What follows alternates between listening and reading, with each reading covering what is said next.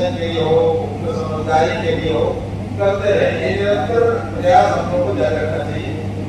चाहे किसी धर्म, मजहब, वर्ग, जाति विशेष की बात नहीं, जिसको बड़े बड़े महापुरुष, बड़े बड़े भगवान खत्म नहीं करता। आपने देखा 5 साल पिछली सरकार में सामाजिक न्याय मंत्री रहे, लेकिन डॉक्टर अम्बेडकर की बातें मानना भी इस समाज के उत्थान के लिए बहुत जरूरी है। और सरकार जो काम कर रही है निजीकरण का दौर है। अगर शायद पैसा ही सरकार का है, सब संसाधन सरकार के हैं, तो इस क्षेत्र में आरक्षण क्यों नहीं होना चाहिए। भारत सरकार और राज्य सरकारों में कुल मिलाकर 40 लाख लोग एनरोल हुए थे SC/ST के। आज कानून बना भी, बनकर राज्यसभा में पास हुआ भी, लेकिन आज तक वो कानून लोकसभा के पटल पर नहीं आ पाया। तुम्हारे पास खाने के लिए, पकाने के लिए तो कुछ भी नहीं है। वही सवाल किया कि तुम्हारे पास खाने को कुछ नहीं है तो बनाओगे क्या? डॉक्टर अम्बेडकर ने कहा था कि मेरे मिशन को, मेरे कर्मा को अगर आगे ले जाना तो पीछे मत छोड़ो। और इस समाज की स्थापना के लिए आपको शिक्षित होना पड़ेगा, केवल किताबी नहीं। हम शिक्षित भी हो गए, बहुत लोग IAS IPS बन गए, नेता बन गए, मंत्री बन गए, मगर जातिवाद नहीं गया हमारे। हम सर्व समाज का भी नेतृत्व कर सकते हैं, इतनी हमारे पास क्षमता, इतनी बार हमारे पास बुद्धि है, इतनी हमारे पास अकल है। जब उसकी चिता में मैं आग लगा रहा था तो मैं सोचा क्या कि मैंने अपने जीवन में कभी एक शराब का बूंद नहीं किया, कभी एक सिगरेट को कुछ नहीं किया। ये प्रचार करने वाले टीवी पर क्या अपने बच्चे से कहते हैं कि जिस गुटके का मैं प्रचार कर रहा हूँ पूरी बहुत अच्छी चीज है। और जब वो लोग करेंगे नशा नहीं करेंगे और लिखेंगे अपने घर पे हमारा परिवार नशा परिवार, तो उसका बाप भी नशा करता होगा तो चोरी छिपे करेंगे। और पी करके उनकी बारी को इतना कमजोर कर दिया कि वो मिलिट्री में, सेना में शामिल होने लायक भी नहीं बचे।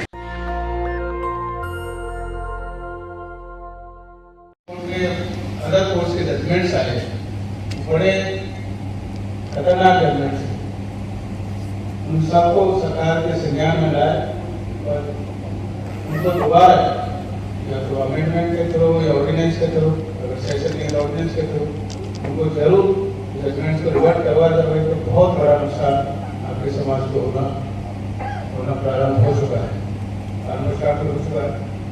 मैं इस अवसर पर आप लोगों ने मेरे को आमंत्रित किया है, रियली आपकी जेके मीना जी, मौर्य साहब की तमाम टीम को बहुत बहुत धन्यवाद देना चाहूँगा। साथ के साथ जिस स्पिरिट से आप काम कर रहे, मेरा तरफ से पूरी आप लोगों के साथ में कमिटमेंट है, हम सब दोनों समाज कंधे से कंधा मिलाकर चले। केवल संगठन में ऐसे नहीं है कि नाम का ST/ST हो गया, उसमें ST का प्रतिनिधित्व नहीं है। आपने जो शुरुआत की है जेके मीना जी ने, बराबर की जिम्मेदारी दोनों समाज को है, जिससे हम आगे OBC को जोड़ सके, माइनॉरिटी को जोड़ सके। ST/SC OBC माइनॉरिटी 80% के आसपास होते हैं, लेकिन हम दूसरों के रहमों पर थोड़े निर्भर करते हैं। आप इसको मजबूत करें, इस संगठन को और ऊंचाई पर ले जाए, जिस हिसाब से आपने बताया कि आपके सभी जितने भी कार्यकर्ता है, कार्यकारिणी में है, सभी कमिटेड लोग हैं और मेरी सभी को इस अवसर पर बहुत बहुत शुभकामनाएं। इस कोरोना काल में इस एसोसिएशन द्वारा काफी सराहनीय कार्य किया गया, काफी लोगों ने सहयोग किया। उस सहयोग से जो पीड़ित परिवार का उनको सहयोग बताया गया, एक नया इनिशिएटिव था। इस सिचुएशन ही कुछ एक्स्ट्राऑर्डिनरी था, किसी ने नहीं सोचा था इस तरह की आपदा आएगी और लोग इतने लोग को हो रहे थे। ऐसे ही हमारे समाज से लोग जो है काफी आर्थिक रूप से सबक तो नहीं लेते, कमजोर रहते ही हैं, उनको सहायता की आवश्यकता थी और हमारे जीवन ने जो किया मेरी काफी अच्छा लगा। और आगे आने वाले समय में किसी तरह की आपदा आती है, समाज के लोगों को आगे बढ़ाने में या आर्थिक मदद करने में डॉक्टर के काम करेगा और सबके सहयोग से ही कर पाएगा। आज हम लोग कमिट कर रही है आरती जी का, तो हम लोग के बीच नहीं रहे। जिस दिन मैसेज आया तो सब नहीं था कि कैसे संवेदना करते हैं। अब आप रखेगा कि ये इस तरह का महामारी और ऐसे हमारे को छीन ले जाएगा, तो सरकार से ध्यान देते हैं। तो हम सबों की सभी जिम्मेवारी बनेगी जो उन्होंने सिस्टम खड़ा किया था, ये सिस्टम को खड़ा रखने सच्ची सरकार ने उनके प्रति हम लोगों की यही रहेगी। मैं सबों से अपील करूंगा, इसको ऊंचा यदि न कर सके इतना तो घंटे जरूर रखें। से सबसे आग्रह करूंगा, सब अपना इसका स्वागत करिए, शारीरिक रूप से, मानसिक रूप से, आर्थिक रूप से जरूरत हो, तभी ये सिस्टम जो है आगे बढ़ता जाएगा, मीडियों के काम आ सकेगा और ये जो देश है इस सिस्टम को बनाने का वो फलीभूत होगा। बाकी लोगों ने जो बहुत बताया है, ड्राइवर साहब ने बोला कि ये कोई भी चीजें धीरे धीरे परिवर्तन होगा, एक दिन में कोई परिवर्तन नहीं हुआ, एक दिन में सोच नहीं बदला। आज हमारी सोच बदली है, 25-30 साल नौकरी करने के बाद हमें एजुकेशन लिया, कभी हमारी समझ गई और हमको पता चलता है क्या चाहिए क्या बुरा है। हम लोग इसलिए सही होना चाहिए कि ओवरनाइट हम कोई तख्ता पलट नहीं कर सकते। जब तक हम समाज में शिक्षा का विकास नीचे लेवल तक नहीं पहुंचाएंगे तो हमारी कोशिश होनी चाहिए जो हम लोग बाहर आ गए या शिक्षित हो गए, सिलेबस पे आ गए, हमारी जिम्मेदारी होती है जो पीछे छूट गए गांव में जरूर जाए, कुछ समय बिताएं, उनके लिए कुछ सोचें, जो भी आपके मन में अच्छा लगता है वो करने की कोशिश करें। कोई जरूरी नहीं है कि सब एक ही करें, कुछ भी उनके लिए हो, उनके एजुकेशन के लिए हो, उनके समझदारी के लिए हो, करते रहे। ये निरंतर प्रयास हम लोग को जारी रखना चाहिए। थैंक यू बोलना चाहूँगा, खासकर आप मेरे पास भावुक भी हो रहा हूँ आज और मेरे पास वर्ड भी है, तो मैं आपसे ज़्यादा समय नहीं लूँगा। मैं खासकर ऑल इंडिया एसोसिएशन का तहे दिल से धन्यवाद देना चाहूँगा और facilitating my dad great Shri Baljit Singh Bharti और जितना उनका सफल रहा है, started his journey with CPWD in 1981 और उसी साल मेरा भी जन्म हुआ था। तो मैं कहना चाहूँगा कि पिछले 40 साल से मैं भी I'm the part of CPWD family also और जो कि लेगेसी है, मैं आप सबसे अनुरोध करूँगा उसको आगे आप कंटिन्यू करें, उसको बढ़ाएं और बाबा साहब हमारे प्रेरणा स्रोत रहे हैं, वो उच्च शिखर तक ज्ञान में पहुंचे। बाबा साहब सिर्फ दलितों और SC/ST के नहीं थे, बाबा साहब विश्व के प्रणेता थे। उन्होंने सभी के लिए सब कुछ दिया, खासकर नारी जाति महिलाओं की जैसा स्थिति खराब थी, उन्होंने संविधान में लिखकर प्रमाणित कर दिया कि वही का अधिकार है। ये हमेशा से इस दृष्टि से देखा जाता था। इसमें चाहे किसी धर्म, मजहब, वर्ग, जाति विशेष की बात नहीं थी, ये सभी के लिए। और विश्व में भी यही मैसेज दिया कि महिला एक पुरुष के बराबर मानी जाए। दूसरा, बाबा साहब ने बहुत बड़ा काम किया, बिजली परियोजना लगाई, जिससे आज देश में बिजली की कोई कमी नहीं है हमारे पास। तीसरा, भाखड़ा बांध वगैरह बनाकर बिजली को कंट्रोल किया, वो पूर्ति जो है हमारी ठीक है। कर्मचारियों के 8 घंटे सीमित किए, हमारे 12 घंटे हमारे से लिए जाते थे, तो वो उन्होंने 8 घंटे सीमित कर दिया। ये बाबा साहब का विश्व के लिए है। इसलिए बाबा साहब ने बड़ौदा सेंट्रल बैंक की स्थापना की, जिससे देश वित्त विभाग बनाया, जिससे हमारा देश आर्थिक स्थिति से मजबूत रहे। बाबा साहब ने वो काम किए जो आज तक कोई नहीं कर सका, परंतु दुख की बात है भारत ने उनको सम्मान नहीं दिया। विदेशों से उनको इतना सम्मान मिला और शिक्षा भी अध्ययन 3 मंत्र बाबा साहब ने दिए थे, शिक्षा, संगठन और संघर्ष, जिस पर आज हम चल रहे हैं। हमारी एसोसिएशन भी चल रही है शिक्षा से और संगठन से और संघर्ष से।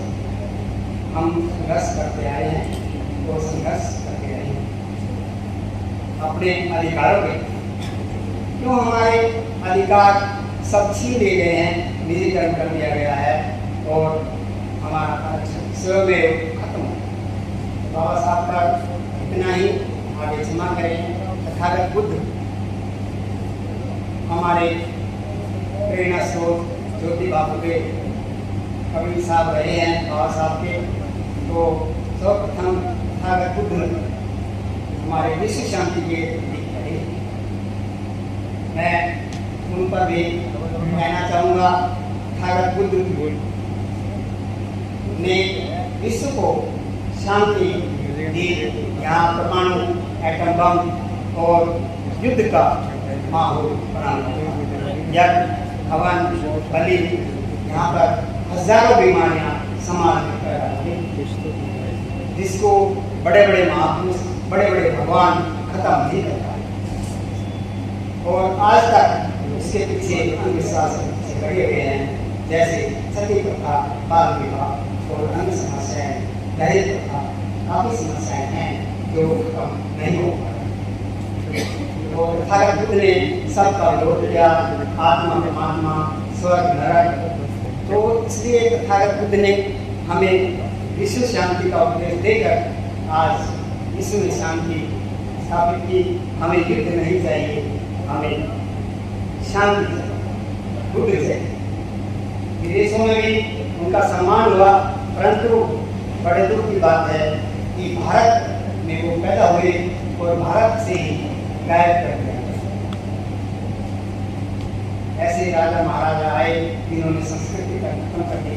सम्राट अशोक ने श्रीलंका विदेशों में जाकर हमारा सम्मान भारत कर दिया, जो आज खत्म करने को उठे हुए। तो मैं आपसे निवेदन करूँगा, तथागत बुद्ध का, बाबा साहब के जो काम है उनको आगे बढ़ाएं और संस्कार जो दिए हमें उस पर कायम रखें। तो मैं इसके बाद तथागत बुद्ध के बाद मैं और सभी महापुरुषों को नमन करते हुए मैं आज हम यहाँ CPWD एसोसिएशन के तहत होनहार, कर्मठ, मेहनती कर्मचारी, इंजीनियरों की वजह से आज हमारे एसोसिएशन की ओर से पहले तो कोरोना से आकस्मिक निधन होने के कारण हमारे जो साथी नहीं रहे, हम उनको सदा सम्मानित करते हैं। और आज आए हुए सभी साथियों का हार्दिक अभिनंदन करते हैं। मैं अपनी एसोसिएशन के कर्मठ, मेधावी, होनहार कर्मचारी, इंजीनियरों के लिए हार्दिक उन जो कोरोना के समय में गुजर गए हार्दिक संवेदना व्यक्त करता हूँ, जिनकी क्षतिपूर्ति नहीं हो सकती। इसमें एसोसिएशन की आधारशिला रखने वाले BS भारती जी, एवं उनकी धर्मपत्नी और अन्य गणमान्य इंजीनियर और कर्मचारियों को संवेदना व्यक्त करते हैं।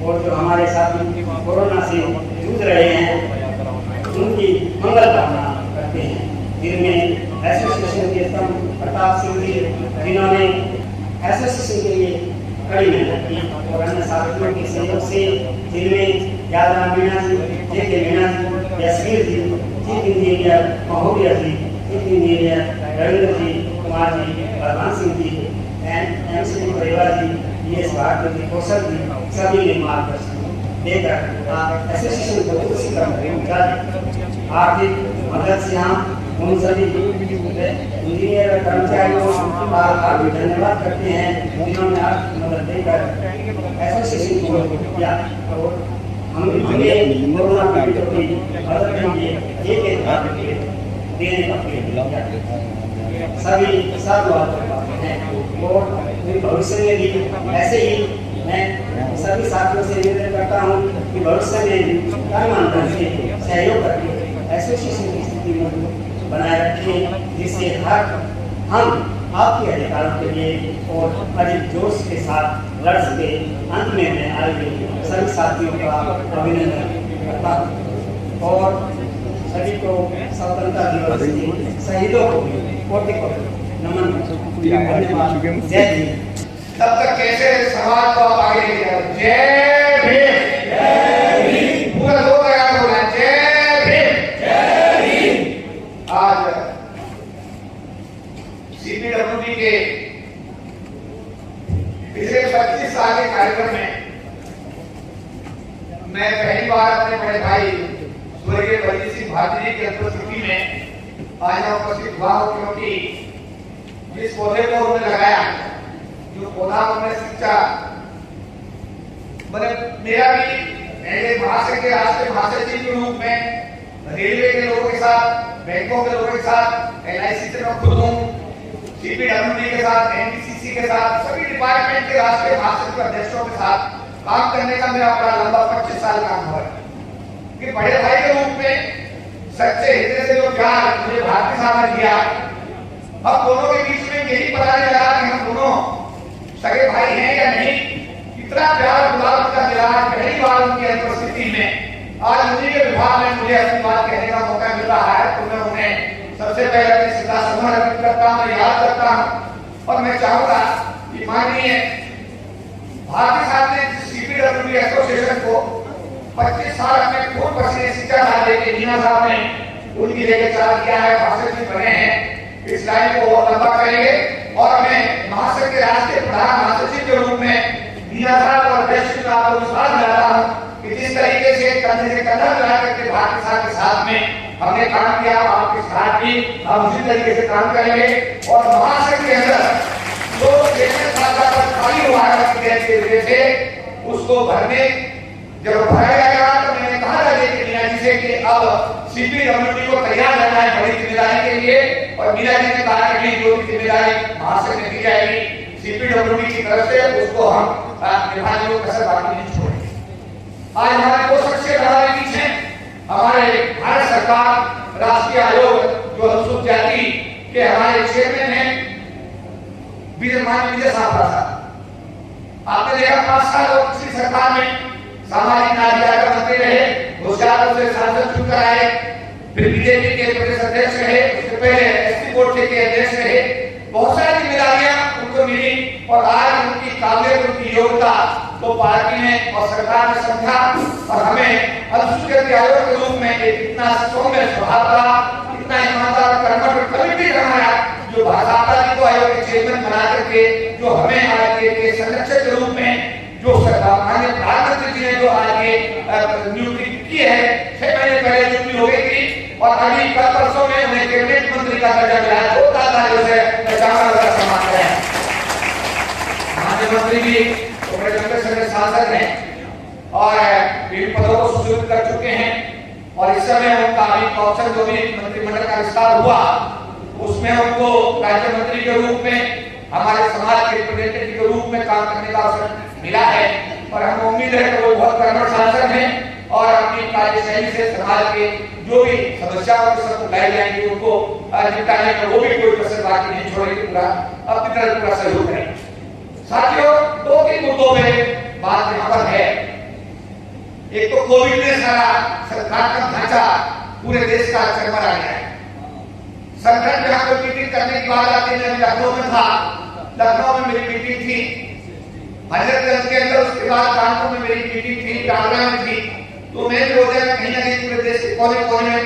लेकिन संख्या बल की स्थिति जो है तो बीमारी के चलते तीसरी लहर के चलते और पिछले दिनों दूसरी लहर में जो दिक्कतें आई उसके चलते संख्या बल सभी जगह आज की डेट में हम देख रहे हैं कि उसमें काफी दिक्कतें लोगों को आ रही हैं। लेकिन फिर भी आज CPWD की एसोसिएशन ने इतने बड़े हॉल में इस कार्यक्रम का आयोजन किया है और जो भी साथी देश के कोने कोने से इस कार्यक्रम में आए हैं, मैं सबका महासंघ के राष्ट्रीय प्रधान महासचिव की हैसियत से सबका अभिनंदन करता हूं, स्वागत करता हूं। देखिए, माननीय मोदी जी ने बहुत सारे काम जो किए, बाबा साहब अम्बेडकर को लेकर के उनकी जितनी सराहना हम लोगों को अपने समाज की तरफ से करनी चाहिए वो कम है। जैसे लंदन का घर उन्होंने परचेज किया, बाबा साहब को डेडिकेट किया, पिछली सरकारें कर सकती थी, उन्होंने नहीं किया, लेकिन मोदी साहब ने किया, इसके लिए उनका धन्यवाद, उनका आभारी होने के लिए होनी चाहिए। 600 करोड़ रुपए की हिंदू की जमीन बंबई में खरीदी, बाबा साहब अम्बेडकर का राष्ट्रीय स्मारक बनाया जा रहा है, पिछली सरकारें कर सकती थी लेकिन नहीं किया, मोदी जी की सरकार ने किया, उसके लिए उनका धन्यवाद और जोरदार तालियां होनी चाहिए। अभी 200 करोड़ की लागत से अभी आपके बराबर में 15 जनपद पर डॉक्टर अम्बेडकर जो प्रतिष्ठान में बनाया गया, देखा होगा आपने, वहां पर बाबा साहब का स्टेच्यू पार्लियामेंट का स्वरूप दिखाया गया है, वो बाबा साहब के नाम पर बनाया गया है 15 जनपद पर, और वो बाबा साहब को डेडिकेट किया गया। उसके लिए हमारी पूरी सरकार का बहुत बहुत धन्यवाद। 26 अलीपुर रोड पर जो आसपास के बंगले हम निर्माण कर रहे थे पहले, जो अटल बिहारी वाजपेयी साहब की सरकार थी, उस समय हमने कहा कि ये आसपास के बंगले परचेज करके इस बार बड़ा होना चाहिए, लेकिन सरकार ने आसपास के बंगले परचेज किए, बड़ा स्मारक बनाया 26 अलीपुर रोड पे, बाबा साहब को डेडिकेट किया, इसके लिए सरकार का कोटि कोटि धन्यवाद। देशात्मक लाभों के लिए जो सेंक्शन दिया गया पैसा रेगुलेशन के लिए, उसका धन्यवाद। और इस बीच में जो हमारे SC/ST उद्योगपतियों को, उद्यमियों को, बेरोजगार बच्चों को रोजगार देने के लिए, उद्योगपति बनाने के लिए डिपार्टमेंट बनाया गया, उसके अंदर फंड्स क्रिएट किए गए और उसके अंदर SME डिपार्टमेंट की स्थापना करके हमारे बच्चों को रोजगार देने की भी जो कोशिश की है, उसके लिए उनका कोटि कोटि धन्यवाद। इसके बाद में अगर SC/ST एट्रोसिटी एक्ट को कहेंगे आपके सामने कि जब सरकार आई थी पहले टर्म में, हमने डिमांड भी नहीं की थी 15 में, लेकिन मोदी सरकार ने अपने आप उसमें अमेंडमेंट किए और एक्ट को बहुत मजबूत बना करके हमारे लिए वहां पर संसद में संविधान संशोधन किए। लेकिन जब आपको याद होगा 2 अप्रैल 2018 को पूरा भारत जल रहा था और जब सुप्रीम कोर्ट के जज ने SC/ST एट्रोसिटी एक्ट को डायल्यूट कर दिया था, उस समय हम सब लोग बड़े देश का पूरा आंदोलन हुआ, लेकिन मोदी सरकार ने फिर एक बार SC/ST एट्रोसिटी एक्ट को संविधान में संशोधन करके पूरा प्रभावी बनाया और उसको क्रियान्वित करके नई मिसाल कायम करने का काम किया। जब यूनिवर्सिटी ग्रांट कमीशन में रिजर्वेशन खत्म कर रहा था सुप्रीम कोर्ट, तो हम सरकार से बात कर रहे थे कि साहब ये रिजर्वेशन कंटिन्यू होना चाहिए। सरकार की तरफ से एक मीटिंग हुई थी अर्जुना मेघवाल साहब के निवास पर, उसमें थावरचंद गहलोत भारत सरकार के सामाजिक अधिकार मंत्री, अर्जुना मेघवाल जी parliament affairs minister, Ramlal ji party के संगठन मंत्री और दुष्यंत गौतम पार्टी के तत्कालीन राष्ट्रीय उपाध्यक्ष मौजूद थे और हमारे महासंघ के करीब 100 पदाधिकारियों को बुलाया गया था। उसमें उन्होंने कहा था कि नहीं, अगर आपका सुप्रीम कोर्ट आके यूनिवर्सिटी ग्रांट कमीशन से रिजर्वेशन खत्म करता है तो हम ऑर्डिनेंस लाएंगे, संविधान में संशोधन करेंगे और आपका रिजर्वेशन बहाल करेंगे। धन्यवाद सरकार का कि सरकार ने अपना वादा पूरा किया और यूजीसी यूनिवर्सिटी ग्रांट कमीशन में यानी विश्वविद्यालय में रिजर्वेशन बहाल करने का काम किया। जो बच्चे हमारे जेल गए थे, याद हो हमारा जो सहारनपुर वाला कांड था, उस चर्चा उस बैठक में ये चर्चा उन बच्चों के दुकान में वापस लेकर के उनको जो है उनको राहत दी जाए। रामलाल जी को संगठन मंत्री सरकार का उसमें रिप्रेजेंटेशन कर रहे थे, उन्होंने कहा कि निश्चित रूप से हम इसको करेंगे, राज्य सरकारों से कहकर के बच्चों के दुकान में वापस कराएंगे। एक इशू के सामने रखा गया जो चंद्रशेखर आजाद के पेपर था, अब इलाहाबाद हाईकोर्ट को उसको जमानत दे दी थी, उसको भी जेल से बाहर निकाला जाए। उस डिस्कशन में यही चर्चा हुई, उसको बाहर निकाला जाएगा, वो लड़का भी हमारा आज बाहर आ गया। ये चीजें जो नीतिगत मामला में हम कहते हैं कि डॉक्टर अम्बेडकर को मानना बहुत अच्छी बात है, लेकिन डॉक्टर अम्बेडकर की बातें मानना भी इस समाज के उत्थान के लिए बहुत जरूरी है। उस समय सरकार जो काम कर रही थी राष्ट्रीयकरण का दौर था, आज सरकार जो काम कर रही है निजीकरण का दौर है। लेकिन निजी क्षेत्र की अगर हम बात करते हैं तो निजी क्षेत्र के अंदर सरकारी सस्ती जमीन का प्रयोग उद्योगपति करते हैं और सारा पैसा बैंकों का इस्तेमाल करते हैं। अगर सारा पैसा ही सरकार का है, सब संसाधन ही सरकार के हैं, तो निजी क्षेत्र में आरक्षण क्यों नहीं होना चाहिए। हमारा कहना है माननीय प्रधानमंत्री जी वो बहुत ही इच्छा शक्ति के धनी हैं, उन्होंने एक नोटबंदी किया, GST लागू किया, आपने धारा 70 खत्म की, ऐसे ऐतिहासिक निर्णय उन्होंने 3 तलाक, बहुत सारी चीजें ऐसी की जो पिछली सरकारें कर सकती थी नहीं किया, लेकिन उनमें इच्छा शक्ति है। हमारा CPWD की इस मीटिंग में जो जनरल बॉडी मीटिंग आज हो रही है, हमारा निवेदन है भारत के माननीय प्रधानमंत्री जी से कि निजी क्षेत्र में आरक्षण की व्यवस्था अगर होती है, क्योंकि अब सरकारी क्षेत्र रोकना शायद किसी के बस की नहीं है। हर रोज इस तरीके से निजीकरण बढ़ रहा है, सरकारी क्षेत्र खत्म हो रहा है। 2 जुलाई 1997 को सौंपा था भारत सरकार और राज्य सरकारों में कुल मिलाकर 40 लाख लोग एनरोल हुए थे SC/ST के। आज 8 लाख लोग सरकार की नौकरी में बचे हैं, 32 लाख लोग सरकार की नौकरी से बाहर हो गए। 10 साल बाद ये संख्या 2 लाख के आसपास पहुंचने वाली है, जो एक अनुमान है, हम अनुमान लगा रहे हैं। अगर जो 40 लाख लोग सरकार की नौकरी में आए थे, उनके परिवार में 20 लोग अगर जुड़े हुए थे, तो 8 करोड़ लोग सरकार की नौकरी में आने की वजह से गरीबी की रेखा से ऊपर आए थे। लेकिन आज जब हमारा बच्चा 90% की डिग्री लेकर 80% की डिग्री लेकर के आज वो रोजगार ढूंढ रहा है, क्योंकि जब नौकरी है नहीं तो उस डिग्री का करे तो करे क्या, ये समाज के सामने आने वाले दिनों में एक बहुत बड़ी समस्या खड़ी होने वाली। सरकार ने उद्योग धंधों के माध्यम से भी हमारे बच्चों को खड़े करने की कोशिश की है, लेकिन व्यवहारिकता में उद्योग धंधों में जो हमारा सक्सेस रेट है वो उतना अच्छा नहीं निकला जो सरकारी नौकरी में आने के बाद में हमारे लोग गरीबी की रेखा से ऊपर आए। तो हमारा आज ये कहना है कि सरकार इस दिशा में पहल करे, जिस क्षेत्र में आरक्षण की बात करे, आरक्षण अगर जिस क्षेत्र में लागू होता है तो हमारे समाज का मुझे लगता है कि जो विकास है निश्चित रूप से होगा। आरक्षण कानून की बात करता है, जो हमारे प्रधानमंत्री थे डॉक्टर मनमोहन सिंह जी, उनसे जब बात हो रही थी, बहुत दिन पहली बात हम बता रहे हैं, भाषण में लोगों को उन्होंने बुलाया, हमने कहा साहब आरक्षण कानून को बनाइए। तो उन्होंने पूछा कि आरक्षण कानून क्या मतलब, कि मैंने कहा आरक्षण का कानून नहीं है ऐसी चीज का। तो उन्होंने कहा कि रिजर्वेशन कैसे चल रहा है, रिजर्वेशन तो सर्कुलर के माध्यम से चल रहा है। तो उन्होंने इमीडिएट डायरेक्शन दिया अधिकारियों को, इमीडिएट ये कानून बनना चाहिए। कानून बना भी, बनकर राज्यसभा में पास हुआ भी, लेकिन आज तक वो कानून लोकसभा के पटल पर नहीं आ पाया।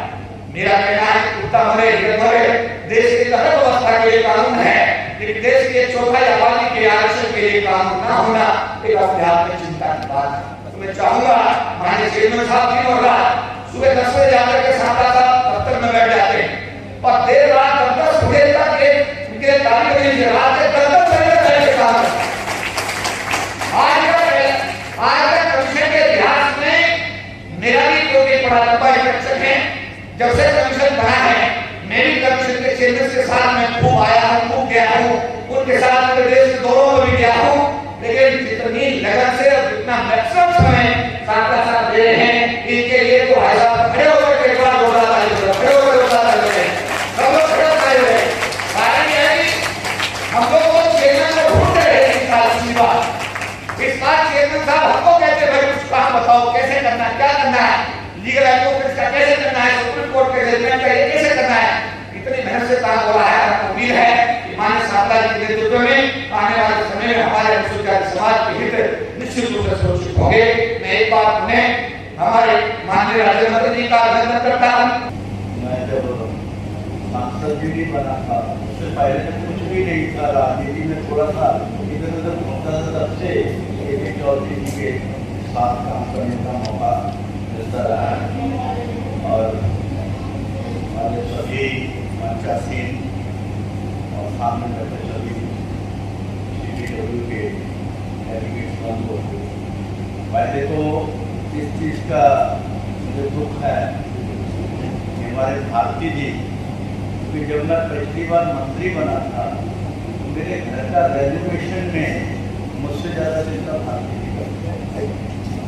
वो तकरीबन मुझे हर चीज़ देख के जाके बताते थे ये करते हैं तो वो करते हैं। और जब मुझे उनका कोरोना काल में बहुत सारे साथियों हुआ उनका दुख भी है, मगर जिन्होंने ऑर्गेनाइजेशन को जो अपने पसीने से बिजनेस चला है, लगभग अभी बताया कि 25 साल उन्होंने इस संगठन की सेवा की। KP चौधरी के साथ इनकी फाउंडेशन में उन्होंने बहुत बड़ी भूमिका लागी, उन्होंने इनका साथ दिया। और ऐसे साथी का चले जाना बहुत दुखद रहता है, क्योंकि चाहे मैं राजनीति के बाहर भी रहा, बहुत सारी मीटिंगों में उनके साथ हमारा अच्छी अट्रैक्शन का मौका हमें मिलता है वैसे साथी का। और जब इस बात का और भी दुख हुआ कि उनकी पत्नी का भी साथ ही यानी बहुत छोटे कम अंतराल में 1 महीने के अंतराल में दोनों से विदा हुए, तो हम उनकी आत्मा की शांति के लिए भगवान से प्रार्थना करें। साथियों, आज आपकी जनरल मीटिंग बॉडी की मीटिंग है और मुझे कमीशन के चेयरमैन के रूप में आप सबके पहली बार दर्शन करने का मौका। दर्शन तो बहुत बार किए होंगे, मगर चेयरमैन के रूप में मैं पहली बार ही आपसे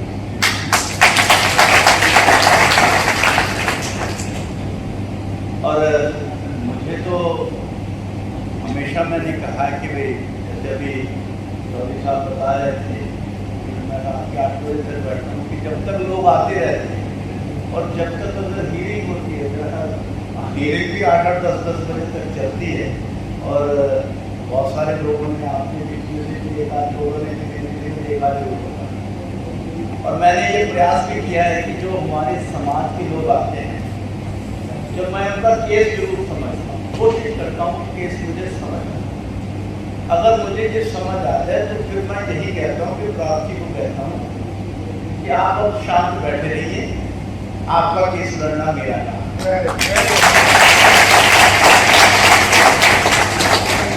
और मैंने इसी कार्यकाल में बहुत सारे ऐसे केस भी किए, निपटाए भी, जिनमें शायद प्रशासनिक अधिकारी की इच्छा भी नहीं, मगर जब बाद में बात उनके लॉजिक निकाल के उन्हीं का संविधान, उन्हीं के एक्ट को उनको समझाया कि उनको मानने के लिए मजबूर।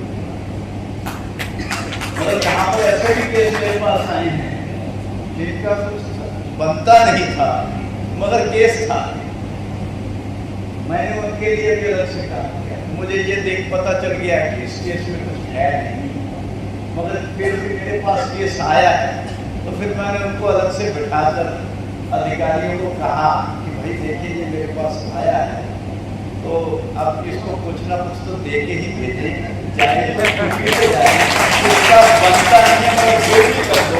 और ऐसे केस में मैंने एग्जाम्पल 3-4 पेश किए। तो मैंने कोशिश की है कि मैं जिस दायित्व के लिए मुझे बैठाया गया, क्योंकि अनुसूचित जाति के लिए बैठाया गया है, तो उनको उनका ज़्यादा से ज़्यादा सम्मान भी और अधिकार उनको मिल सके, इसकी कोशिश जरूर की।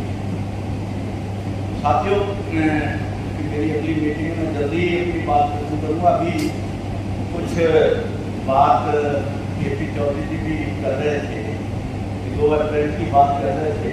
उससे पहले 12 मार्च को 20 मार्च को सुप्रीम कोर्ट का आदेश आया, 22 को सरकार ने कह दिया कि हम रिट पिटीशन में जाएंगे, मगर लोगों में फिर भी 2 अप्रैल को बहुत बड़ा आंदोलन हुआ।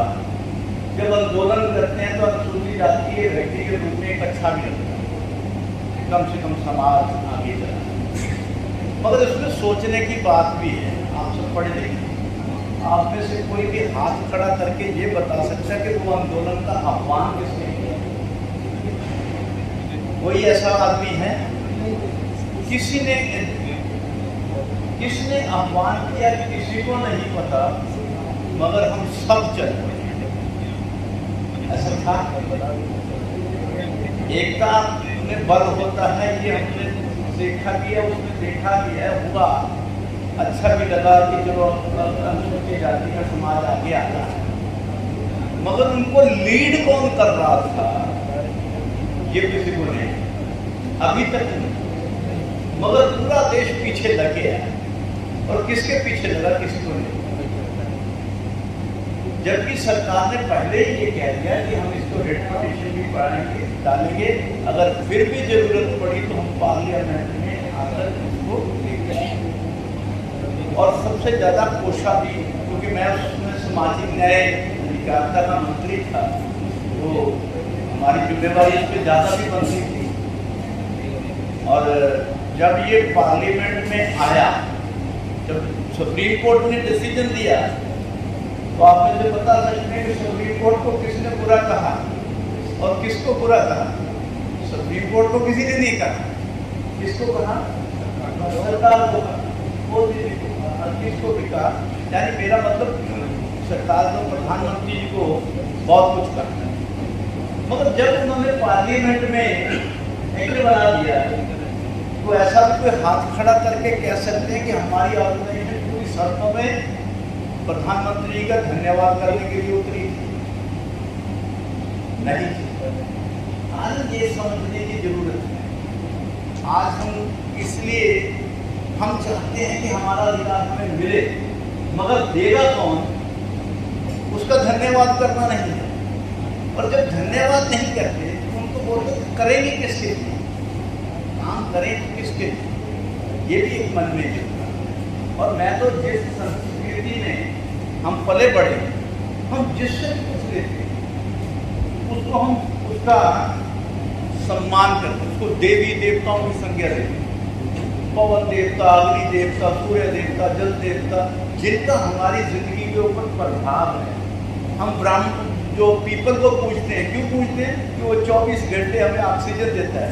तब अनपढ़ता थी तो किसी को समझ में नहीं आता था प्यार, तब उनको कह दिया ये ब्रह्मा विष्णु में भी आदि त्रिवेणी की लगा दो, क्योंकि नील बड़ और बढ़ता पेट की ऑक्सीजन। तो मतलब जिससे कुछ लेते हैं उसका सम्मान करना भी हमारी संस्कृति का हिस्सा है। मगर वो संस्कृति का हिस्सा है तो हम में भी वो प्यार भावना जरूर होनी चाहिए कि अगर दिया है और लेने का तरीका भी अगर और लेना है तो उसके तरीके को भी अपनाते हुए अप्रोच में ना प्यार से जरूर रखना। बाकी तो हमें समय पता ही है कि हमारा समाज को कैसे आगे लेके जाना, तो सब हम आपस में समझें। सिर्फ मेरा निवेदन यही है कि जब हम किसी से कुछ लेते हैं उसको धन्यवाद के रूप में जरूर दें। वैसे भी साइंस के तरीके से भी देखें तो न्यूटन के गति का तीसरा नियम जो है कि हर एक्शन का रिएक्शन भी होना चाहिए। अगर एक अच्छा एक्शन हुआ तो उसका रिएक्शन भी अच्छा आना, उसका सेम रिस्पॉन्स आना चाहिए। अगर कोई बुरा एक्शन हुआ तो उसका रिस्पॉन्स भी बुरा होना चाहिए। मगर यहाँ अच्छे का रिस्पॉन्स अच्छा नहीं था, इसके लिए मैं जरूर निवेदन करूँगा कि भविष्य में अगर और करवाना है, नहीं तो देने वाले के मन भी आया, उसको दिया उसको उसकी अहमियत नहीं पता तो फिर देंगे किसको। तो मेरा ये जरूर थोड़ा सा निवेदन था, वो भी मैंने ये बात अभी आज के नहीं करनी थी, मगर क्योंकि KP चौधरी जी ने उस प्रसंग को भी छेड़ा था तो मेरे मन में कई बार, क्योंकि यहाँ पर सभी हम अपने समाज के लोग बैठे हैं और जब अपने समाज के लोग बैठे हैं तो इस बात को उस कहने में कोई हर्ज नहीं होना चाहिए। जब बाकी में कहेंगे तब अलग तरीके से। तो दूसरा साथ को मैं बहुत ज़्यादा भी बात नहीं करूँगा, तो सिर्फ एक कहानी में अक्सर हर यूनियन में सुनाते हैं KP चौधरी जी से जरूर सुनता कि भाई एक गांव में परिवार गरीब रहता था और वो लाला का बहुत कर्जाई था। तो लाला अक्सर उससे पैसे की गुहार लगाता रहता। उसने कहा तुमसे पैसे तो दे नहीं हो सकते, तुम अपना घर सारा मुझे मेरे पास गिरवी पड़ा है तो उसका मुझे दे दो और तुम जाके अपना बदल दो। तो वो भी दुखी हुआ, उसने लाले को अपना घर बार सब कुछ बेच के उसको दे दिया और एक गधे के ऊपर सामान अपना छोटा मोटा रखा और अपनी पत्नी बेटा बेटी को लेकर जंगल की ओर बढ़ गए। तो रास्ते में जाने थोड़ी दूर जाके उसने कहा कि रुकने के लिए ठहराव किया और पत्नी को कहा कि यहाँ थोड़ा सा खड्डा खोदो और इसका चूल्हा बनाओ वहाँ पर। और वो चूल्हा बनाने लग गई। बेटे को कहा ऐसे करो, तुम ये कुल्हाड़ी लो, जंगल से लकड़ियाँ काट के ले गया, सूखी लकड़ियाँ लेके आओ। और वो गया जंगल से लकड़ियाँ लेके आने के लिए चला गया। बेटी को कहा कि ये पतीला लो और सामने नदी से इसको जरा पानी भर के लाओ। तो बेटी पीछे लग गई और खुद इधर से घास को इकट्ठा करके वो एक रस्सी बनाने लगे। तो जब रस्सी बना रहा तो ऊपर पेड़ के ऊपर एक पंछी बैठा है, वो उनसे पूछ रहा है कि अरे भाई तुम्हारे पास खाने के लिए पकाने के लिए तो कुछ भी नहीं है, तुम्हारे पास है कुछ नहीं है, मगर ये तुम पानी लाओ लकड़ियाँ लाओ ये करके अगर तुम रस्सी बना रहे हो तो ये करने से आप खाओगे क्या, मुझे ये नहीं समझ आ रहा। तो उस आदमी ने कहा बस सब कुछ रेडी है, अभी थोड़ी देर में हम तुम्हें पकड़ेंगे और तुम्हें मारकर पकाकर खाएंगे। तो पंछी एकदम से डर गया और उसने कहा कि ना ना मुझे ऐसा मारो नहीं। मैं आपको एक बताता हूँ, कल परसों वहाँ पे कुछ डाकू आए थे, उन्होंने वहाँ पे खजाना दबाया है, तुम ऐसे वहाँ पर खोदोगे तो खजाना मिल जाए। तो उस गरीब आदमी ने देखा, खजाना मिला और उसने वही गले पे अपना रखा और वापस गांव गया और लाला को पैसे दिए, घर वापस लिया और देखते देखते चकाचौंधी आने लगी और लाला के मन में बड़ी पीड़ा होने लगी कि ये गरीब आदमी मुझसे जो है उधारी चुकाने वाला था, ये घर बार बेच के गया और वापस दूसरे तीसरे दिन आ गया, तो ये क्या तरकीब है। तो उसके मन में था, तो वो लाला जी को उसके पीछे लग गया। तो बताने के लिए तो वो भोला भाला आदमी था, उसने जो जो हुआ वो सारा कुछ वैसे ही बता दिया। और लाला के मन में भी आया कि क्यों ना मैं भी एक बार चक्कर लगाया हूँ अपनी घरवाली के चक्कर में साथ में लेके, तो लेके चल पड़ा और जहाँ उसने बताया था उसी जगह पर ठहराव करके पत्नी को बोला कि ऐसे करो, तुम यहाँ खोदो और चूल्हा। वो कहती इतनी दूर से पैदल आए, 10 मिनट बैठने दो, अभी तो टांगे रुक रही हैं, कहाँ मैं चूल्हा खोदने लगा। तो बेटे को कहा कि लकड़ियाँ काट के लाओ। बेटा कहने लगा ये भी तो अपनी बहन की तरफ ये बैठी है, इसको कुछ कहते नहीं और मुझे कहते रहते हो। बेटी को कहा कि चलो तुम पानी लेके आओ, तो कह रही अब उसने नहीं मानी तो मुझ पे जोर मत जाने लगे। तो वो चुपचाप लगा रहा और खुद रस्सी बनाने लगे। वही पंछी बैठा ऊपर, वही सवाल किया कि तुम्हारे पास खाने को कुछ नहीं है तो बनाओगे क्या। तो उसका जवाब ये, अभी आपको पकड़ेंगे और बना के खाएंगे। तो पंछी बड़े निडर हमें कहने लगा, तुम में हिम्मत नहीं है मुझे पकड़ने की, तुम मेरा कुछ नहीं कर सकते और तुम अगर खड़े हो मैं उड़ के बहुत दूर तक चले जाऊँ। उसने कहा कि तुम मुझसे तो ऐसे करते थे, उसको तो ये कहा। कहता मैं उसके इसलिए कहा कि उनके परिवार में अपनी एकजुटता बहुत थी। एक कहता था, घर का मुखिया उसको कहता था, अपनी पत्नी को कहा तो वो चुप करके काम लग गई, उसने कोई किंतु परंतु नहीं किया। बेटे को जो काम किया वो अपने काम में मगन था, बेटी भी लग गई। और मुझे उनके इत्तेफाक को, उनकी एकता को देख के डर था कि अगर मैं यहाँ से उड़ भी गया तो ये जंगल में कहीं ना कहीं मुझे पकड़ ही लगेंगे, क्योंकि इनकी एकता के आगे मेरी उड़ान भी बहुत पीछे रह जाएगी। मगर आप में एकता नहीं है, इसलिए आप मुझे कभी पकड़ ही नहीं सकते। और यही कहानी है कि अगर आपकी एकता होगी, आपके अधिकारी आपके बबिया जी बोलेंगे तो सब मान लेंगे, तो पूरा CPW भी आपको उस खजाने की ओर ले जाएगा। नहीं तो वो जो बताएगा कि किसी को कोई डर नहीं लगेगा। आपके अधिकारी जब तक आप एकजुटता दिखाएंगे तो आप भी उस एकता के आगे बहुत बड़े बड़े जो आपसे कई गुना ताकतवर भी होंगे, वो भी आपकी एकता के आगे जरूर झुकाएंगे। और नहीं तो वो लाला की तरह थका हारा फिर गाँव वापस ही आएगा।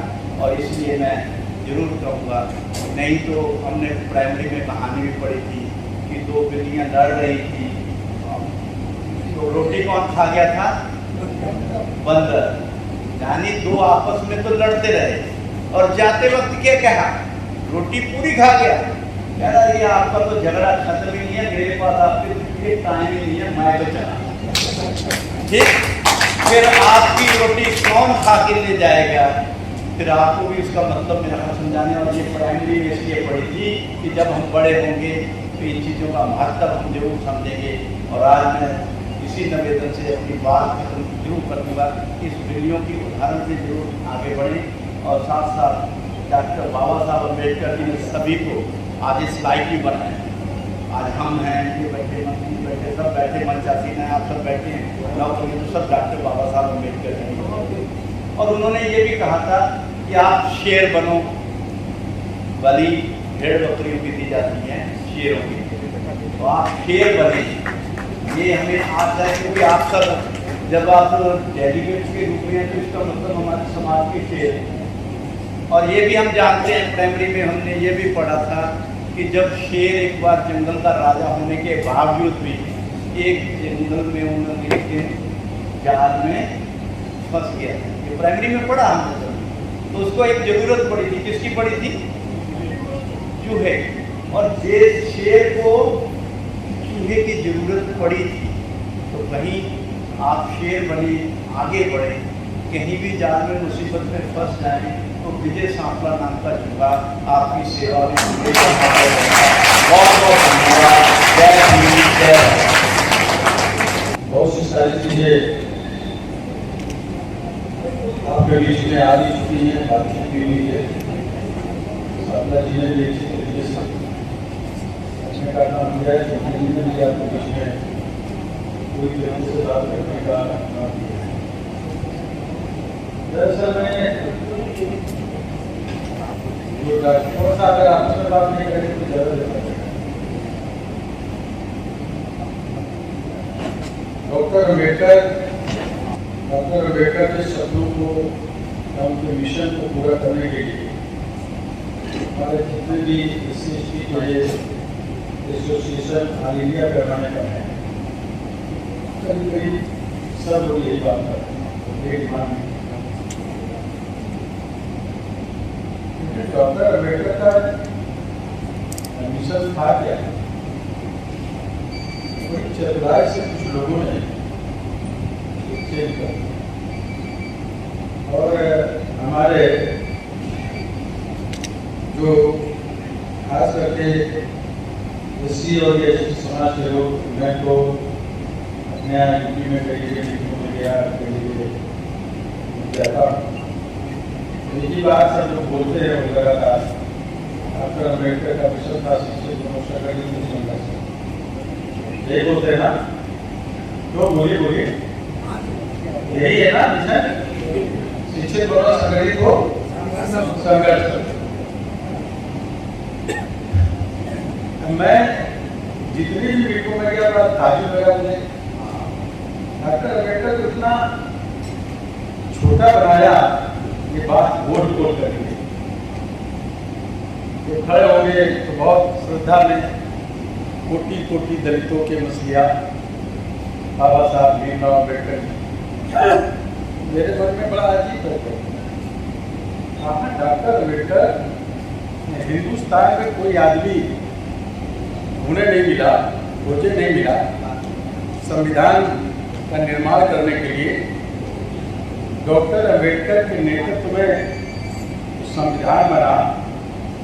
कोटि दलितों के मसीहा नहीं थे, सब समाज के मसीहा थे। कोटि दलितों का मसीहा हमारे लोगों ने उनको दलित बना करके गर्व महसूस होता है जब कहते हैं लोग कोटि दलितों की। हम तो नहीं कहते कि वो सब समाज के मसीहा थे।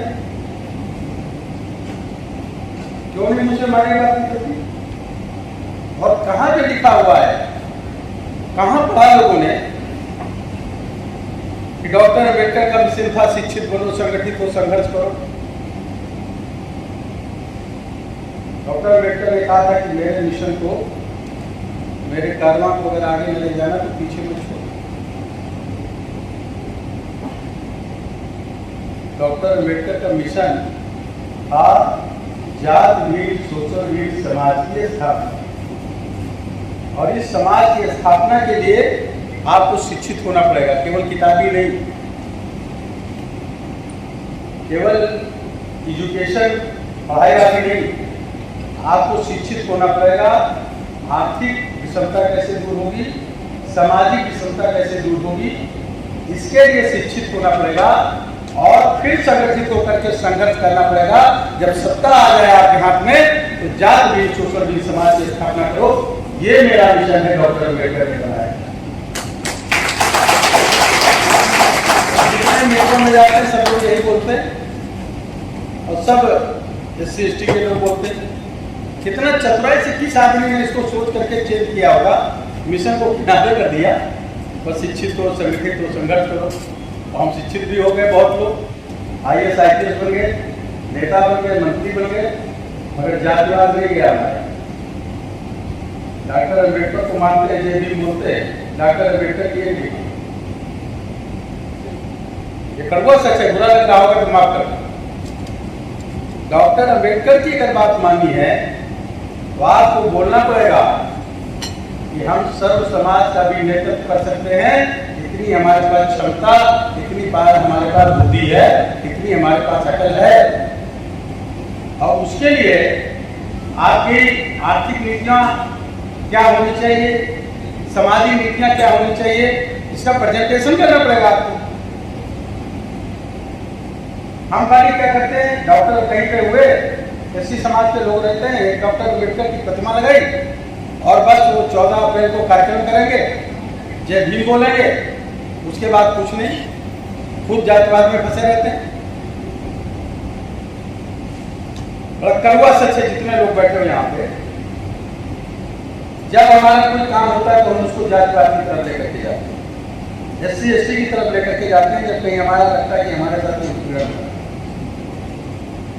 लेकिन क्या रिश्तेदारी आप जाति और समाज के आधार पर हमारे लोग अपने स्टेटस के हिसाब से करते हैं कि समाज के हिसाब से करते हैं? मैं हूं इस समय, मान लिया कि मैं सांसद हुआ, मेरे भी मिनिस्टर रहा मैं, आज मैं मिनिस्टर का पत्नी मेरी विधायक भी। अब अभी रिश्तेदारी ढूंढने के लिए जब कोई आदमी की बात आ जाए तो ढूंढने लगते हैं क्या, मेरा कोई स्टेटस है, कौन सा स्टेटस, आर्थिक स्टेटस, ना कि सामाजिक स्टेटस। हम अपनी बिरादर में, अपने समाज में, अपनी जाति में भी हम वो जातिवाद करते हैं, हम सभी की बात कर रहे हैं। लेकिन जब रिश्तेदारी करनी होती है तो आर्थिक स्टेटस देते हैं, ये हमारे बराबर है कि नहीं है। इसलिए कोई आई समाज का किसी सदस्य की लड़की के साथ में बेटे की शादी नहीं करते।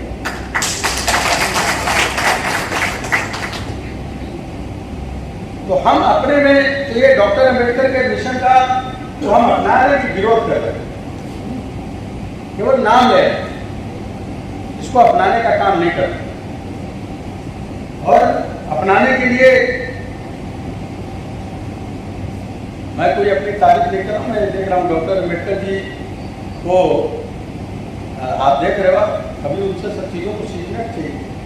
डॉक्टर अम्बेडकर जी जिस दीवार के पास खड़े हो गए, दीवार को धोया, जिस गाड़ी को बैठे गाड़ी को धोया गया। लेकिन जब बहुत काबिल हो गए, बहुत फेमस हो गए, सिंबल ऑफ नॉलेज बन गए दुनिया के, तो फिर जातिवाद नहीं रहा कि ब्राह्मण की लड़की के साथ उनकी फिर से शादी। हमारे तमाम शिशु का ऐसे बड़े वीडियो का मैं नाम नहीं लेना चाहता, आप उनकी पत्नियां पता नहीं।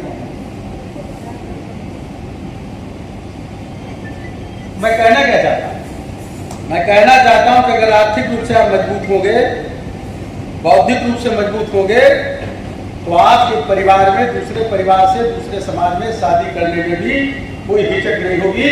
और जब ये शादियां इस तरह होने लगेगी, तभी जाकर के जातहीन समाज बनेगा।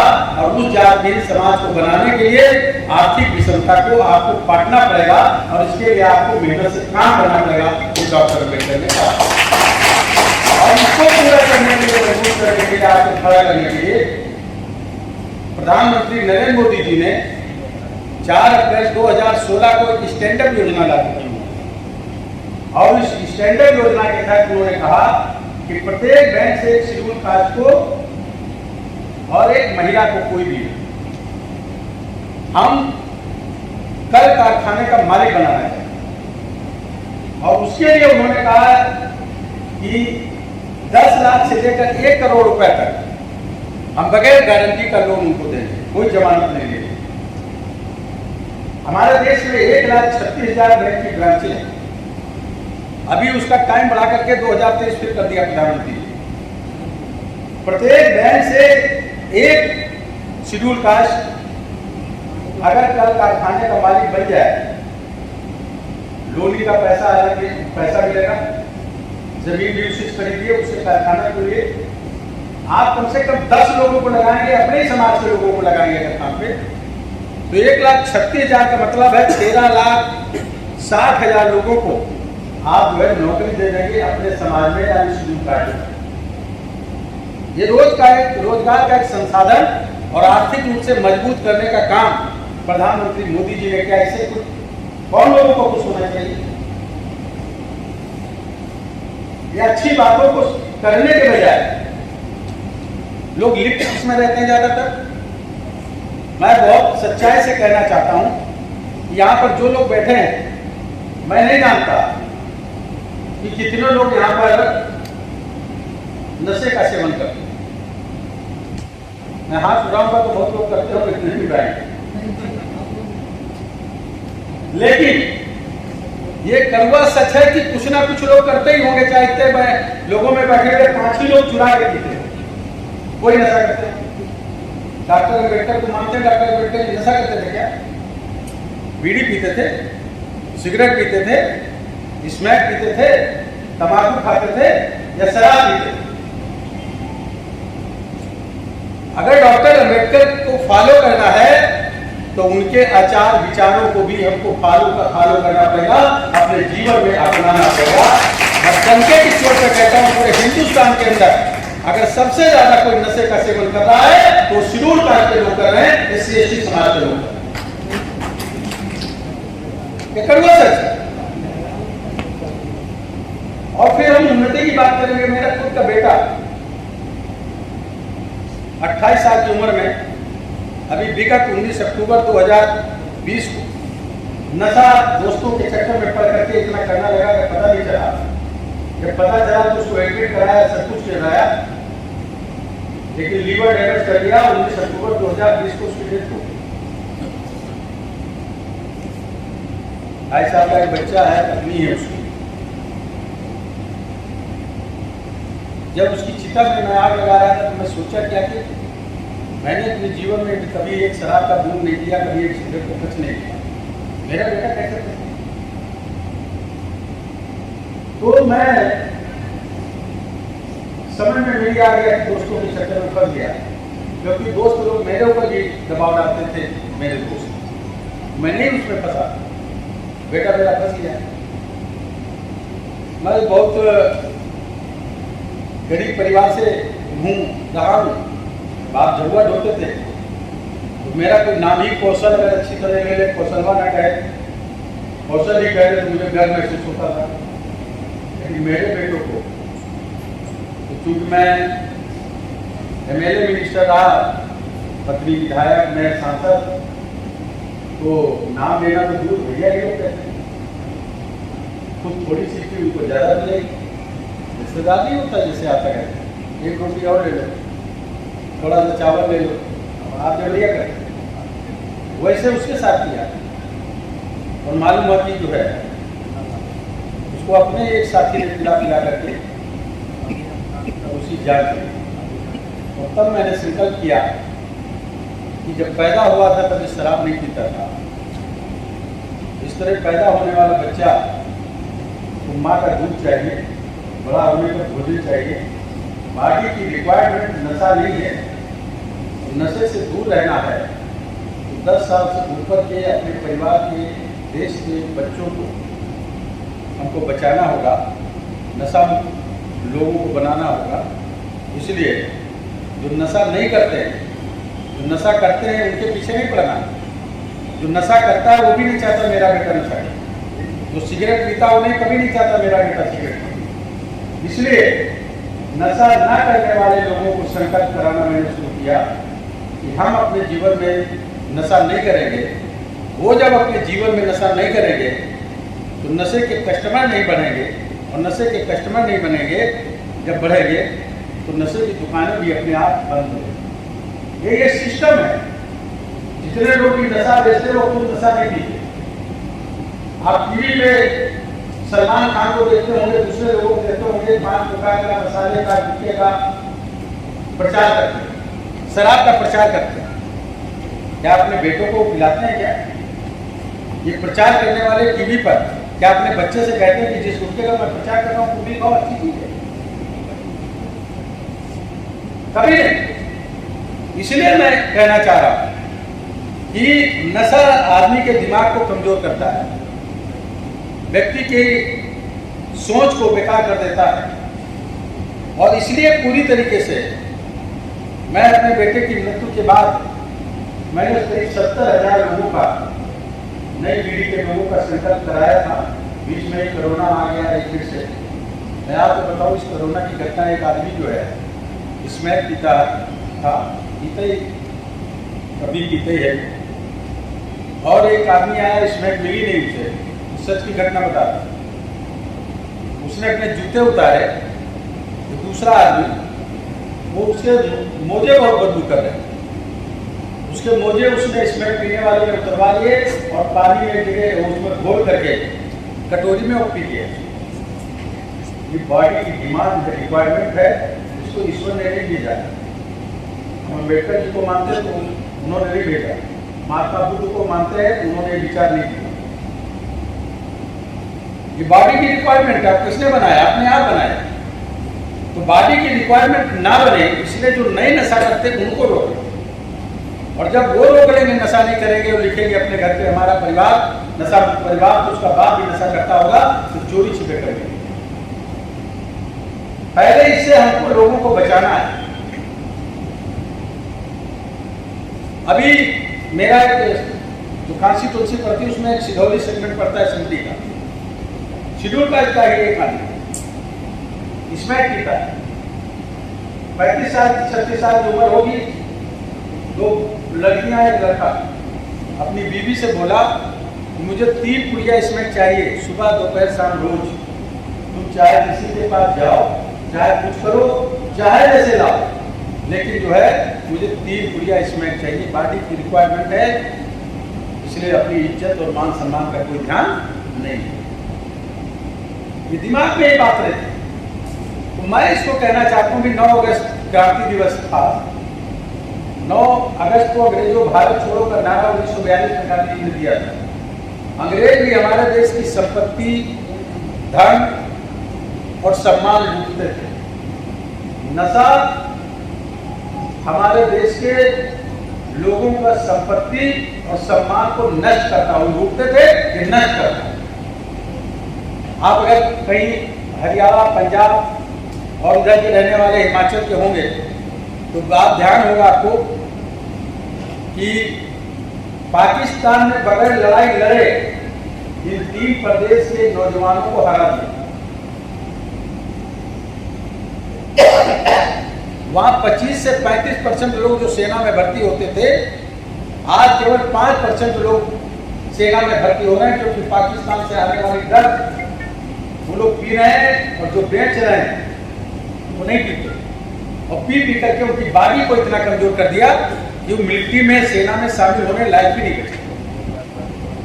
आज पूरे देश को इस तरीके से नौजवान पीढ़ी को साजिश से फंसाने का प्रयास किया जा रहा है।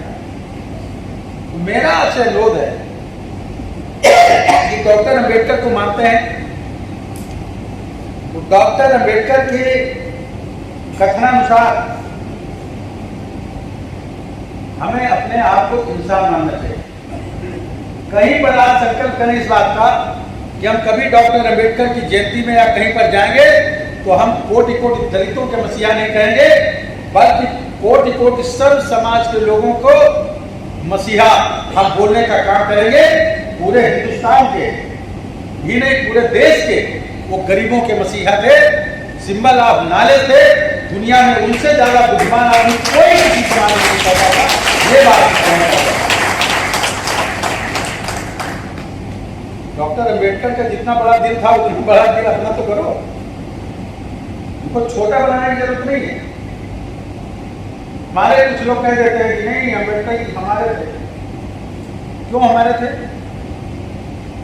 सबके थे, सबको राइट देने का काम किया। अभी कल लोकसभा में, परसों कल राज्यसभा में अगर ओबीसी के समाज के लोगों को राज्य सरकार को पावर दिया गया, उनकी गणना करके उनको आरक्षण दिया जाए, उनको संविधान दिया जाए, तो ये अधिकार भारत के संविधान में डॉक्टर अंबेडकर ने देने का काम किया।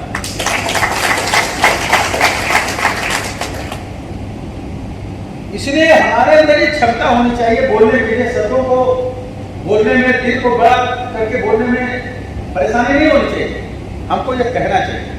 और इसलिए जब ये कहेंगे तो ज्यादा ठीक है। अभी बहुत सी चीजें आप देख रहे होंगे कि डॉक्टर अम्बेडकर के मिशन के अनुसार कुछ चीजें लोगों को क्या मिलनी चाहिए, सारी सुविधाएं उपलब्ध होनी चाहिए, उनका मकान हो। अब आप ये कह सकते हो कि मैं पार्टी में बोल रहा हूँ, लेकिन कड़वा सच है। मैं गुजरात में गया मीटिंग करने, मुझे भेजा गया चुनाव, तो मैं एससी समाज के बीच में मुझे बोलना था, तो मैंने दूसरे तरीके से बात की और मैंने ये बात रखी कि भाई इसलिए नहीं कि आप अम्बेडकर को जी को मानते हो इसलिए वोट दो, मैंने ये नहीं कहा। मैंने कहा चूंकि प्रधानमंत्री जी ने कहा है कि सन 2022 तक 15 अगस्त तक आजादी के 75 साल पूरे होंगे, तब तक हम हिंदुस्तान में जो भी गरीब व्यक्ति जिनके पास घर नहीं है उनको आवास उपलब्ध कराने की प्रधानमंत्री एक टाइम बाउंड कार्यक्रम दिया।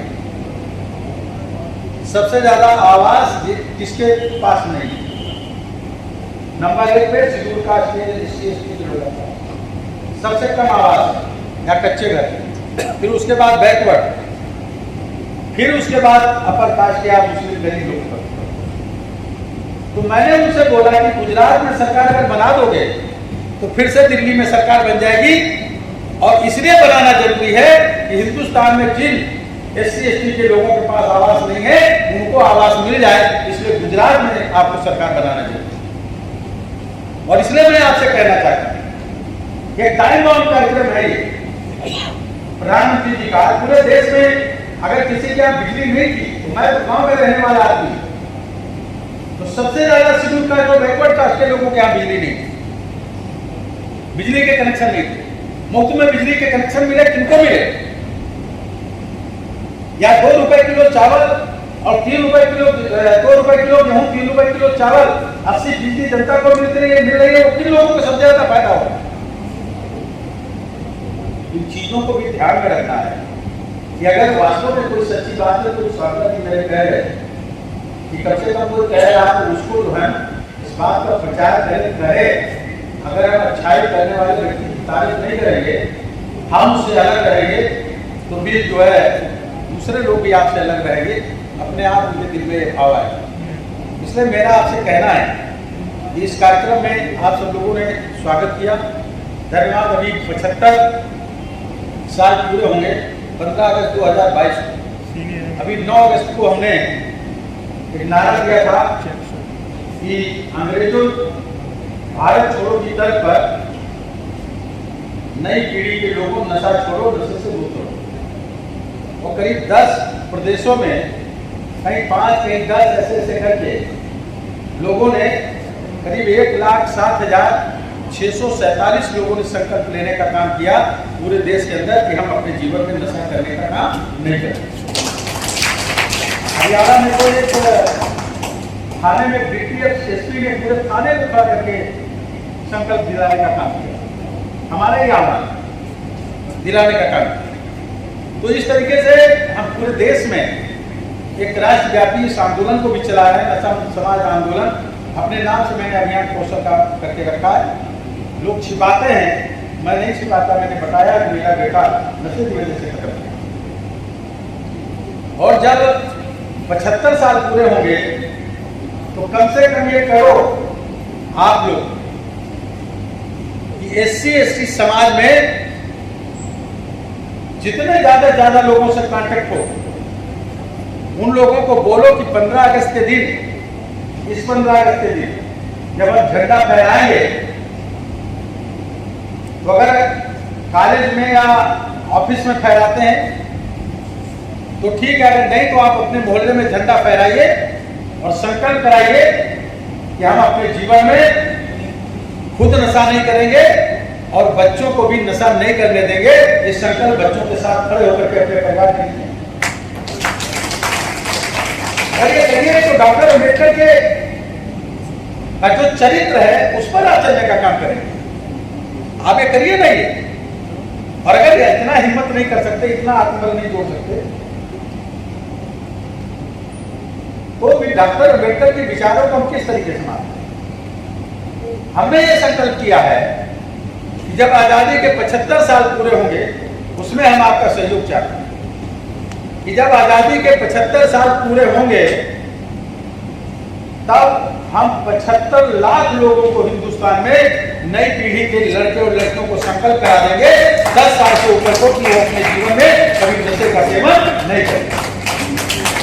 और हर महीने हम लोग संकल्प करेंगे और एक नए लड़के को जोड़ेंगे अपने साथ। एक लड़का संकल्प करे, एक आदमी संकल्प करे, हर महीने में एक आदमी को और जोड़े तो एक साल में 2048 लोगों को जोड़ लेगा एक व्यक्ति, सिर्फ महीने में एक आदमी जोड़। ऐसे आप करके देखिए, एक चेन बनानी। और इसलिए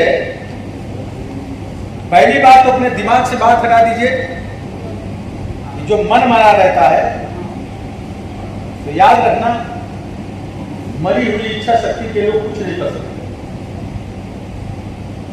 आप समझ रहे हैं? जिनकी इच्छा शक्ति मर जाती है वो कुछ नहीं कर सकते। और याद रखना, ये भी मैं कह रहा हूं, आपने देखा होगा इस कोरोना के पीरियड में जो कैजुअलिटी हुई है, ज्यादातर जिनकी डेथ हुई है उनमें ज्यादातर संख्या उनकी थी जो लोग नशा करते थे, उन्हीं की ज्यादा डेथ थी। और इसीलिए देखे होंगे कि कोरोना तो किसी को हो सकता है, हमें भी 2 बार हुआ, लेकिन महिलाओं को कोरोना कम संख्या में हुआ क्योंकि वो नशा कम करती है, उनको कम संख्या में नशा हुआ और कैजुअलिटी भी उनकी कम हुई। मुस्लिम समाज के लोगों में नशा करने की का जो परसेंटेज है वो 15 से 20% है, मगर लगभग 80% लोग नशा नहीं करते। इसलिए दूसरे काल में आप देखे होंगे कि कोरोना से कैजुअलिटी मरने वालों की संख्या मुस्लिम समाज में कम रही। आप कुछ सोचिए, देखिए, मैं गलत बोल रहा हूं तो बता। और इसलिए हमको ध्यान में इस बात को रख करके कि अगर आगे जाना है, आगे कुछ करना है, अपने परिवार को पूरी तरीके से सुधार करना है, तो पड़ोसी के परिवार को भी हमको नशे से बचाने का काम करना है। क्योंकि नशा मुक्त दोस्ती अगर होगी तभी आपका बच्चा नशे से बचेगा। नशा मुक्त दोस्ती नहीं होगी तो बच्चा नशे से नहीं बचेगा, ये ध्यान में रखना। इसलिए पड़ोस के लोगों से भी बचाना, ये नहीं कि उनका पीरा पीने दो, तुम न जाना उसके पास, आपको बगैर बताए लड़का चला जाए, क्योंकि लोग शिकार कर रहे हैं। तो आज के इस कार्यक्रम में मैं ये कहना चाहता था कि आप सब लोग यहाँ पर वेलकम किए, स्वागत किए, इसके लिए मैं आभार व्यक्त करता हूँ, धन्यवाद देता हूँ। मगर मैंने जो बोला हो सकता किसी को बुरा लगा हो, लेकिन ये कड़वा सच है, इसलिए मैं बोल रहा और मैं ये लगातार बोलूंगा। मैंने नशा मुक्त समाज अभियान शुरू किया है, उसमें मैं आपको शामिल करना चाहता हूँ। पिछले 15 अगस्त के दिन आप एक वीडियो जरूर बनाएंगे और वो वीडियो चाहे अपने परिवार के साथ ही 5 लोगों के साथ खड़े होकर बनवाइए कि हम संकल्प करते हैं कि हम अपने जीवन में कभी नशे का सेवन नहीं करेंगे। अपने बच्चों के साथ खड़े होकर के संकल्प करिए, उसका वीडियो बनाइए और एक नंबर लिख लीजिए, उस पर व्हाट्सएप कर दीजिए ताकि मैं उसको भेज दूँ। नंबर 1 लिख लीजिए, मैं बोल देता हूँ। प्रैक्टिकल में काम करना है। 9559 559 9999 50। फिर से एक बात सुन लें, 9559 9999 50। के रघुवंशी नाम है इनका। आप जो है इस नंबर पे आप वीडियो बना करके 15 अगस्त को उसमें बोलिए बाकायदा, हम फला जगह के निवासी जनपद और प्रदेश का नाम लेते हुए बोलिए, आज हम आजादी के दिन हम संकल्प लेते हैं कि हम अपने परिवार को नशे से मुक्त रखेंगे, नशे से आजाद रखेंगे। हम परिवार सहित, अपने बच्चों सहित अपने जीवन में कभी भी किसी भी प्रकार के नशे का सेवन नहीं करेंगे। केवल इतना वीडियो अपनाइए और जब संकल्प करिए बायां हाथ सामने और दाहिना हाथ अपने हृदय पे रखाइए, ऐसे करके संकल्प कराइए और इस अभियान को चलाने का काम करिए। ये लगातार अभियान चलाना। मैं चाहता हूं कि 9 अगस्त 1942 को जब अंग्रेजों भारत छोड़ो का आंदोलन शुरू किया था तो उसके 5-7 दिन के अंदर हमारा देश आजाद हो गया था।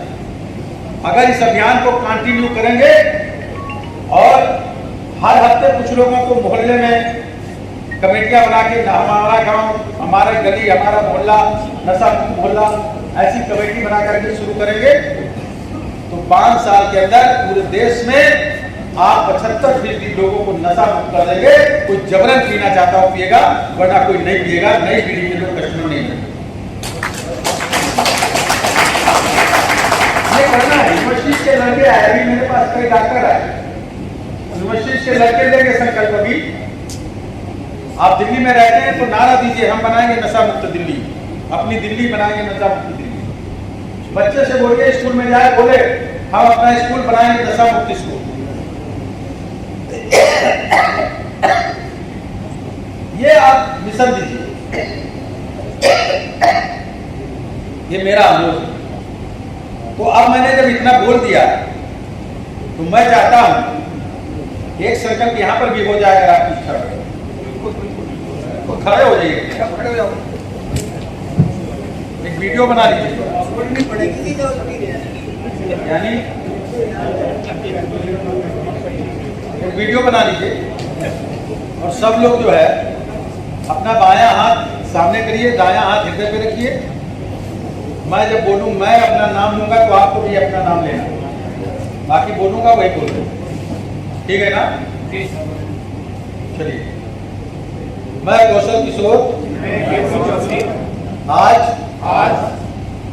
सबके समक्ष ये संकल्प लेता हूँ कि मैं अपने जीवन में कभी भी नशे का सेवन नहीं करूंगा और अपने परिवार में अपने पड़ोस में अपने रिश्तेदारों को अपने दोस्तों को नशा मुक्त बनाऊंगा और हर महीने एक व्यक्ति को अपने साथ जोड़कर नशा ना करने का उसको भी संकल्प कराएंगे। धन्यवाद। चलिए, मैं इसके लिए आपका स्वागत करता हूँ, अभिनंदन करता हूँ। ये जितनी जगह संदेश आप व्हाट्सएप पे, फेसबुक पे डाल सकते हो, आप डालने का काम करो। जितने लोगों का आह्वान कर सकते हो, आह्वान करने का काम करो। और 15 अगस्त के दिन आपको जो नंबर नोट कराया उस पर भी करो। मुझे केंद्र सरकार ने मंत्री बनाया है। मैं बहुत स्पीड कुछ नहीं बताना चाहता, इतना बता दूं कि मैंने बोला कि मेरे बाप पढ़े लिखे नहीं थे, माँ भी पढ़ी लिखी नहीं थी। 6 महीने खेती में जो अनाज होता था उससे परिवार चलता था।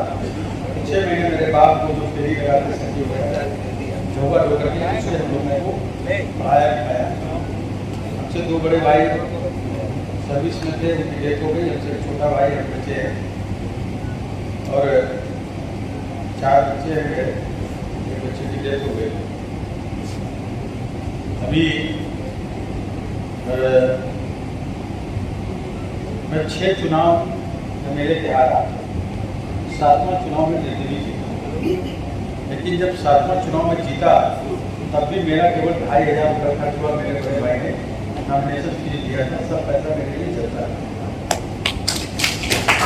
और मैं किसी से कमजोर चुनाव नहीं लड़ता था। अभी मैं मिनिस्टर भी रहा यूपी गवर्नमेंट में और मेरी पट्टी नहीं खाई मुलायम सिंह यादव जी से, तो मैंने इस्तीफा भी दे दिया था 8 महीने में। अभी मैं 27 जनवरी 2014 को बीजेपी में शामिल हुआ तो मैं सांसद हो गया। 2017 में मेरी पत्नी विधायक हो गई।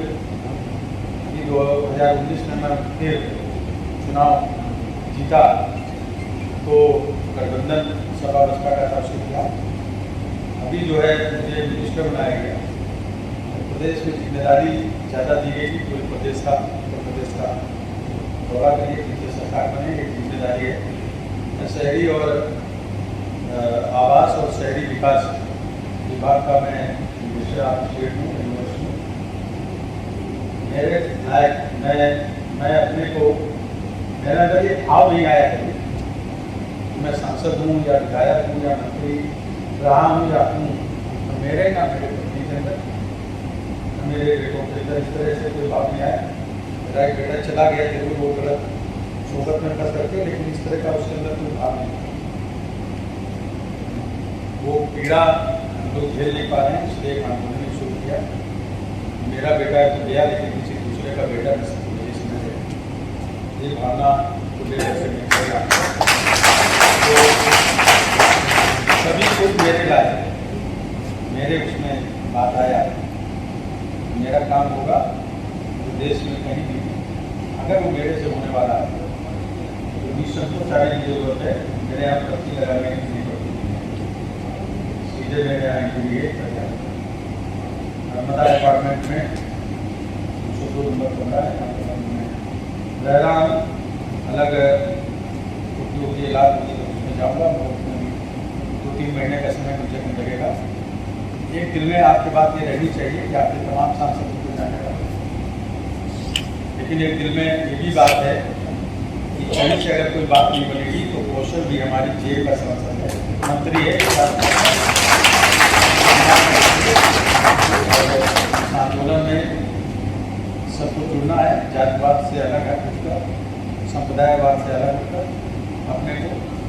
मैंने कहा ना कि लोग भले आपको SC/ST समझे, मगर आप अपने को SC/ST समझ करके अपने मनोबल को कमजोर मत करें, आप बल को कमजोर मत करें।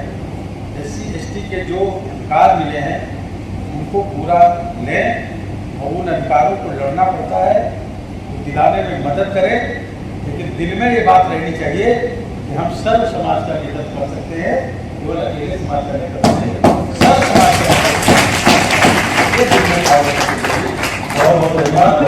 नेशनल दस्तक की आपसे गुजारिश है कि अगर इसको बचाना चाहते हैं तो नेशनल दस्तक को सब्सक्राइब करने के लिए रेड कलर के सब्सक्राइब बटन को दबाएं, फिर बेल आइकन की घंटी दबाएं।